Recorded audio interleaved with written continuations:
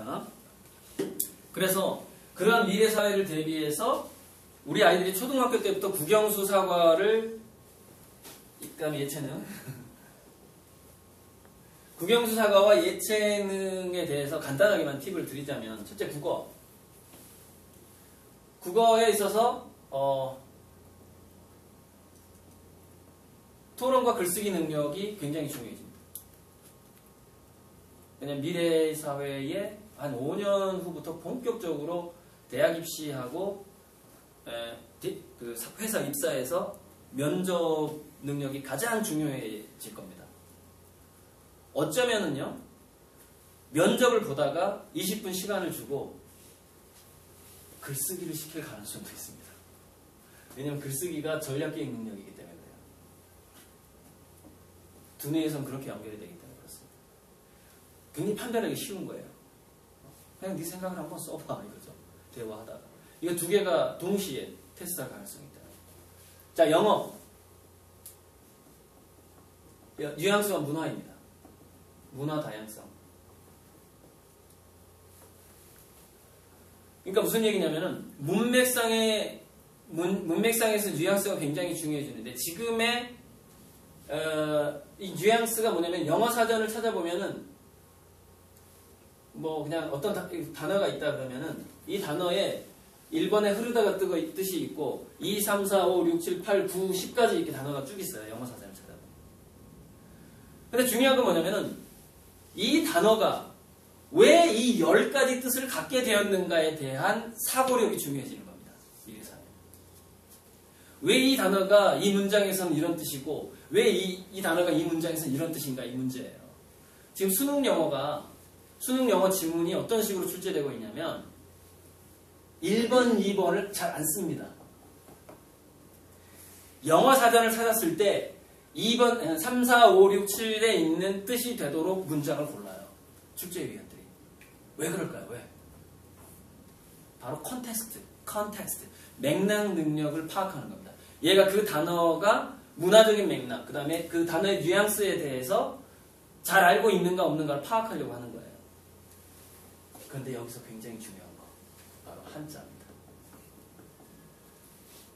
동양인은, 한국인은 한자에 대한 깊이가 없으면은 영어의 뉘앙스를 파악할 수가 없습니다. 그래서 제가 한자에 대해서 얘기를 안 했는데, 한자는 3살부터 7살까지의 한자 공부가 가장 중요합니다. 그림을 이용한 한자 공부. 그러니까 아이가 한자를 배우되 그림 그리는 것처럼 배우도록 해주라는 얘기예요. 이 나이 때. 그럼 그 다음에 급수는 저절로 올라가게 됩니다. 마법천장은 안 읽어도 올라가게 됩니다. 그러니까 애들이 너무 늦게 한자를 접하기 때문에 마법천장문으로 한문을 배우거든요. 근데 그 전에 그림 그리는 단계에서 한자를 접하게 만들어줘야 됩니다. 그러면 창의력이 좋아져요. 공간지각 능력, 이미지를 활용하는 능력이 좋아져요. 그래서 한자 교육은 3살부터 7살 사이까지 굉장히 중요하고, 그 3세, 7세 한자 교육은 영어의 뉘앙스와 문화적인 맥락을 파악하는 능력으로 바로 연결된다는 겁니다. 자, 수학. 공식의 기원이 중요합니다. 어떻게 그 공식이 나왔느냐에 대한 스토리. 이게 스토리텔링 수학이죠. 학교에서 성적이 안 나오더라도 그 아이를 바로 여기에 초점을 맞춰서 가르치라는 겁니다. 성적이 떨어지더라도. 그래야 그냥 잠재력이 강한 애가 된다 이거예요. 자, 사회과학. 이거는 체험입니다. 15세 이전에 체험과 결합되는 게 굉장히 중요합니다. 이 두 가지. 그러니까 과학에 있어서는 물질의 변화를 체험해야 되고, 사회에 있어서는 사회 현상을 좀 체험을 해야 되는데, 이게 이제 예를 들어서 그 정치 토론 같은 거를 일부러 그 토론을 시켜보는 거 있잖아요. 디베이트를 시키는 게 있거든요. 그러니까 가정 내에서의 토론 문화가 굉장히 중요해지죠. 어떤 사안을 놓고 엄마 편과 아빠 편이 갈라지는 거죠. 싸우는 게 아니라 뭔가 의견이 갈라지는 것이고, 거기에 대해서 아이들이 중간에서 이쪽 편의 생각, 엄마 편의 생각과 아빠의 생각을 들어보게 만드는 거죠. 디베이트. 그게 사회에서 중요해요. 과학은 무조건 체험이죠. 실험. 캠핑 뭐 이런 거. 천문, 캠핑 가서 밤하늘을 망원경으로 쳐다보고 이런 체험들. 네, 그다음 물고기를 잡아보고 직접 자기가 물고기를 해부해서 해물라면을 끓여보고 이런 아이가 직접 하도록 해야 됩니다. 엄마가 해주면 안 돼요. 캠핑 가서 엄마 아빠는 둘이 로맨스를 즐기면 됩니다. 애들이 물고기 잡고 라면 끓이고 다 하는 거야 애들이. 네, 그렇게 만들어주는 게 좋아요.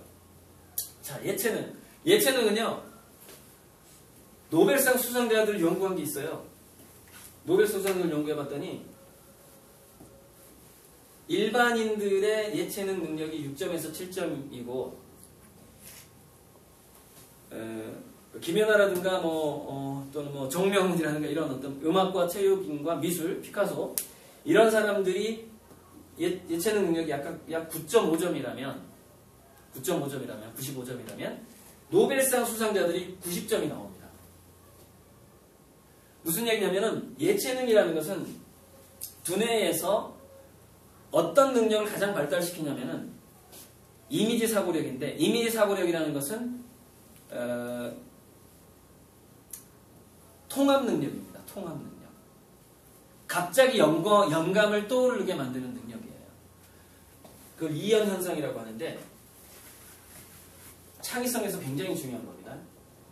서로 관계가 없이 다른 다를이에요. 다른 것을 연결시키는 현상이에요.